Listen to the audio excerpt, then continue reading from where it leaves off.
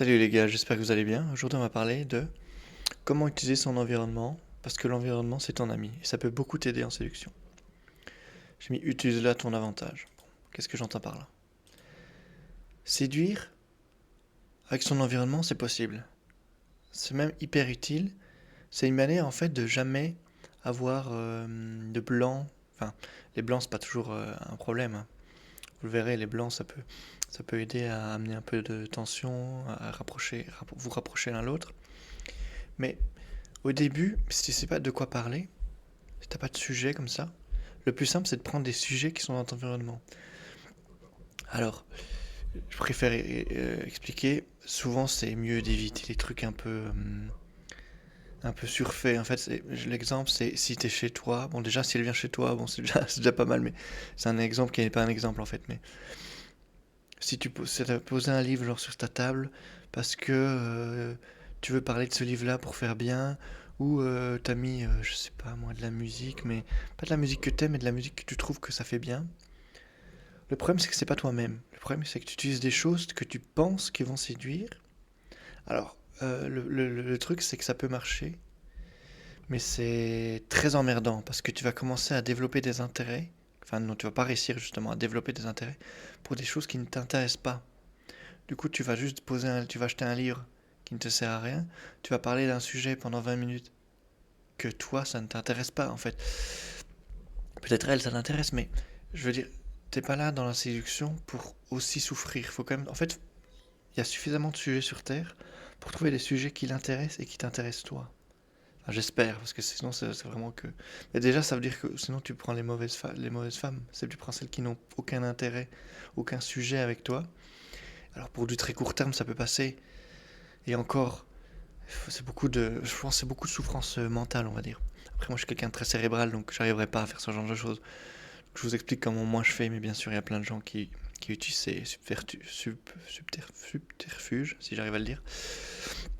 Pour moi, il faut éviter les trucs qui sont pas de toi. Déjà, si tu arrives à la ramener chez toi, souvent t'as pas besoin de parler d'un livre. Donc c'est, comme je dis, c'est un faux exemple.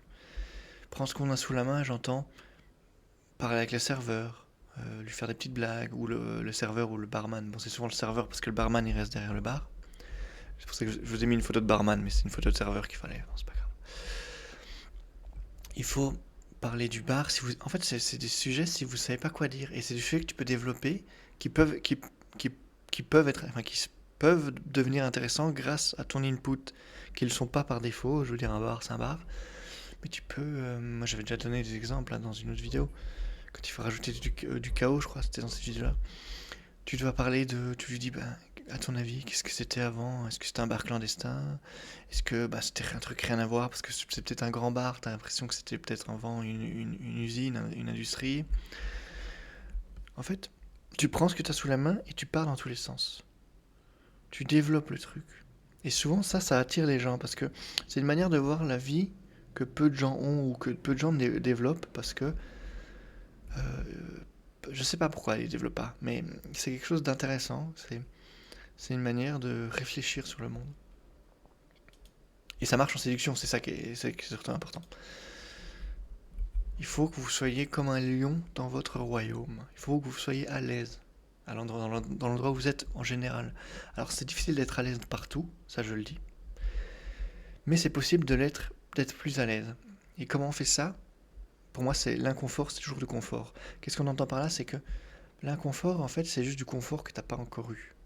L'inconfort, c'est juste parce que tu n'y es pas allé souvent, parce que tu connais pas les gens, parce que tu sais pas comment les choses se font. Quand tu vas dans un bar où tu es déjà allé 100 fois, tu connais le barman, tu connais le serveur, tu connais peut-être même le patron, tu sais les verres que t'aimes bien, les alcools que t'aimes bien, les cocktails que savent pas bien faire, machin, tu connais les prix. Le confort, en fait, c'est juste une répétition, c'est juste quelque part où tu es allé très souvent. Si tu veux avoir des endroits où tu es à l'aise, faut que tu y ailles souvent. Avec ou sans femme, faut que tu y ailles pour parler aux gens, faut que tu y ailles seul, faut que tu y ailles avec des gens, faut que tu y ailles dans plein de configurations possibles. Quand t'es triste, quand t'es heureux, quand t'as envie de boire, quand t'as envie juste de prendre un coca, quand t'as pas le temps, quand t'as le temps. Tu verras plusieurs facettes de cet endroit qui feront que c'est comme si c'était chez toi. Chez toi, c'est un confort parce que t'es tout le temps chez toi. Enfin, t'es peut-être plus souvent chez toi. C'est C'est devenu habituel. C'est vraiment une habitude, une sorte de répétition. Et ce que tu peux faire aussi. Bon, j'aurais peut-être pas dû le mettre dans ce slide-là, peut-être sans celui d'après, mais c'est pas grave.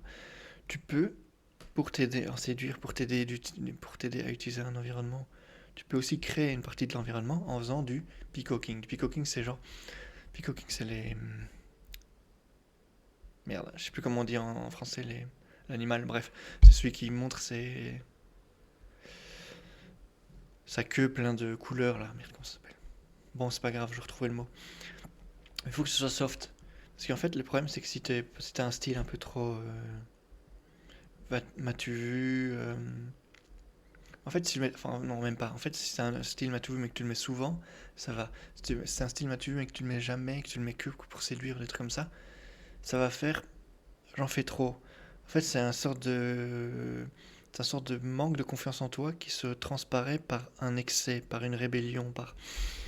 Et ça, le problème, c'est que ça transparaît plus de la neediness, plus du montre, regarde que je suis là, plutôt que quelqu'un qui en a rien à foutre. En fait, être à l'aise, c'est aussi être à l'aise avec le monde.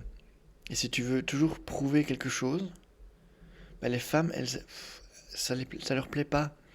Elles ont l'impression bah, que t'as pas confiance en toi, que, que t'as un sort de complexe. Comme je dis, une neediness qui fait fuir en fait. Donc le peacocking c'est bien, mais il faut que ce soit à petite dose. Sinon ça fait trop regarde-moi quoi.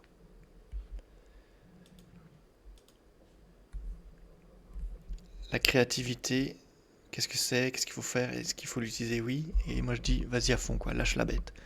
Il faut une créativité débridée, c'est pour ça que j'ai mis le cerveau qui explose. Qu'est-ce que j'entends par là? C'est développer des sujets. Je vous avais parlé du bar, je vous ai parlé de. Tu peux lui parler, j'en sais rien, moi, de ses ongles, tu lui inventes une histoire incongrue, puis après elle te raconte la vraie histoire. Tu peux faire des jeux de rôle, tu fais genre, bah écoute, on va faire. Comme si c'était notre 10e date. Non, comme si ça faisait 10 ans qu'on était mariés, et que limite, on n'en peut plus l'un de l'autre. Ça peut être drôle, tu vois. Euh, Faut qu'elle se lâche aussi. En fait, faut que tu montres que toi, tu te lâches. Par mimétisme, par miroir, normalement, elle va se lâcher. Parce qu'elle va pas se lâcher sans que toi tu te lâches, toi. Sauf si elle est vraiment un caractère extraverti, qu'elle n'a pas peur de regarder les gens. Mais il y a très peu de femmes qui sont comme ça, malheureusement. C'est pas génétique, mais c'est dans le caractère, quoi. La plus souvent des timides, ou plus souvent, même si elles sont extraverties, elles se limitent parce que bah, elles veulent pas être jugées. Enfin, c'est un truc qui revient souvent chez les femmes. Tandis que si toi tu te lâches d'abord, bon, elles se lâcheront pas toujours, hein, ça dépend de leur caractère, mais si tu te lâches d'abord, si tu le montres que c'est ok de se lâcher, que t'es pas là pour la juger, que les autres qui sont autour, on s'en fout, ça a pris un bar où il n'y a pas grand monde, elle va vouloir se lâcher. Et ça va créer de la connexion, ça va créer de la complicité, tout ça. Et ça va faire que la séduction prenne, en fait. Voilà, c'est tout ce que j'avais à dire. Si t'as des questions, bah, ça sert à ça les commentaires. Tu mets un petit commentaire, moi je te répondrai. Sinon, tu vas sur le Discord, tu poses des petites questions, je vais régulièrement, donc comme ça je peux répondre. Sinon, les gars, ayez du fun avec les meufs, et puis on se revoit à la prochaine vidéo. Allez, ciao ciao.